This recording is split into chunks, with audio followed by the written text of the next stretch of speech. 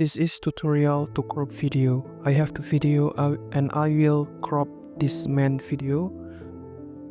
For the first, we need to open the effect and then type crop and just drag and drop on main video and then cut on the left side because the man in the right, so I cut the left and give the percentage on the left like 57 and then a little bit on the right.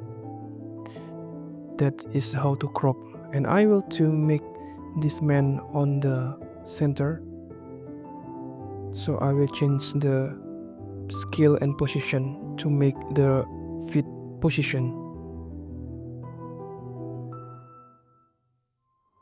like that. Yeah, this is the tutorial and the result is like that. I hope this helped. Thank you.